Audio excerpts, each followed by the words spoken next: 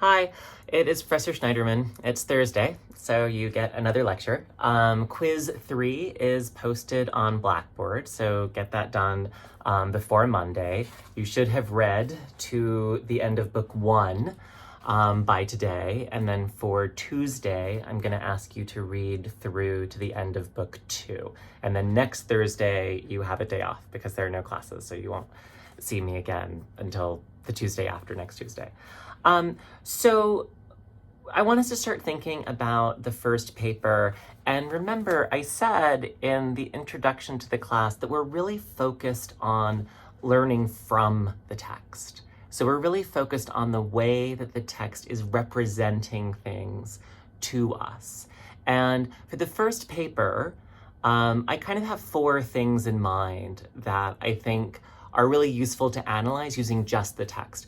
If we were to talk about the science, we would probably have to do like all this outside research to talk about, and people do this, right? This is something people do, and it's a great lens of analysis. It's called historicism. And we'd be looking at what Mary Shelley was reading, what scientific experiments were being done. It was a very exciting time in terms of studying electricity. And so using electricity to kind of animate dead tissue was an exciting new thing that could be done in laboratories. And that was influencing Mary Shelley when she's writing this book. But that's historicism, that's outside the text, right? And we're kind of trying to stay inside the text. And so at the beginning of class on Tuesday, I'm probably going to ask you to compare Walton and Victor, to think about the structure of the storytelling and how we get from the frame tale to Victor's narrative. One of my favorite things about this book is that the first line, when Victor has agreed to tell Robert Walton how it is that he ended up on the ice with all these dead dogs, he says, "I am by birth a Genovese." So you know that the book is going to take its time, right? Like if you come to class and your coat is torn and your hair is messed up, and I say, "What happened? How did you get here like this? What's wrong?" And you say, "I was born in Staten Island," right? It's going to take a while to tell the story. But by now, we're sort of deep in the story. And so the 4 areas I'm going to ask you to, and you're only going to choose one. So you're only choosing one of these to analyze. But the representation of gender, how is male and female being understood? And if you pick the gender option, I'm going to ask you to do a little bit of research because you will be using feminism as an analytical lens. And feminism is not just, are the women represented well or badly? It's a little more complicated than that. So I'll ask you to do a little research. I have some readings on that. Criminal justice. We've just encountered with Justine's execution our first interaction between criminal justice, courts, police, and wrongdoers or innocents. So this question of kind of how criminal justice is being represented in the novel is going to carry across the rest of the book. Images and words. The novel is very focused on how things look. And you'll see this throughout the novel, right? The difference between looking and hearing, the difference between language and sight is I think, a really interesting theme throughout the novel. And then the question of humanity and monstrosity. This novel has a monster at the center, and everyone around the creature is a human. So there's this kind of ongoing question of what makes the monster monstrous? What makes the people people? Where's the dividing line between this idea of human and creature, or human and monster? So what I'd like you to do is pick one of those 4 themes or topics or areas, and start thinking about how they're being represented up into the end of book 1. And so I want you to look for quotes that talk about how these topics are being represented. The best quotes to look for, the places that you really want to pay attention to in the novel, are the places where it seems like maybe a little bit more is being said than might appear to be said in the first place. So this isn't really about any of those 4 topics, but just sort of talking about how we find textual evidence on which to build our textual arguments. On page 23, one of my favorite quotes is Victor Frankenstein talking about his goals as a scientist. And he says, "If I could banish disease from the human frame and render man invulnerable to any but a violent death."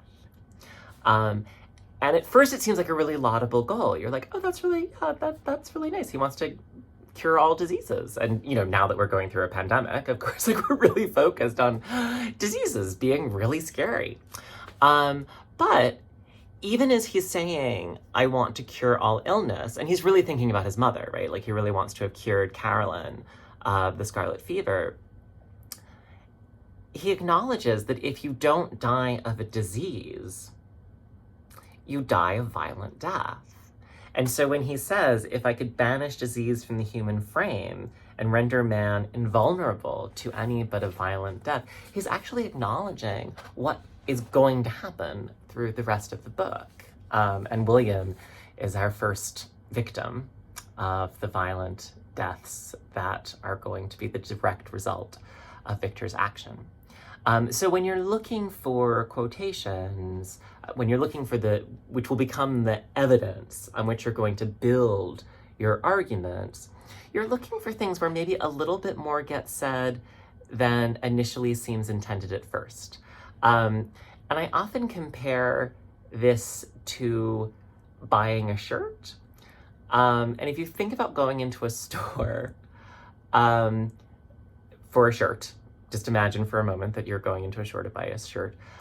You'll see the shirt across the store at first, and you're like, oh, right, you like the color, you like the shape, and then you get close to the shirt, and you start looking, and you how are the seams done? What does the fabric actually feel like? Does it feel the same as you get close to it as it did from across the room? What are the details like? Are the buttons, well put together? And so it's not that it's a different shirt, right? The shirt is the same shirt. You walk into a store, you see a shirt, then you go up to the shirt, then you start, examining the shirt. You're paying really close attention to the shirt. You try on the shirt, and your relationship to the shirt becomes much more intimate, and you have a much more complicated relationship to the shirt, right? Like you see like whether the details are well done or whether they're shoddy, whether it's a smooth and comfortable material or whether it's a scratchy, unpleasant material, whether it seems well made and whether it seems badly made. It's the same shirt. And so the same thing happens as we keep going back to the text in a novel.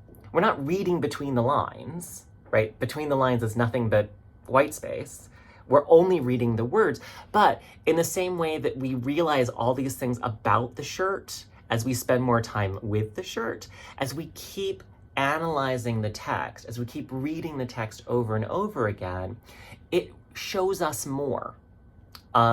We understand it in a more complicated, nuanced, in-depth way.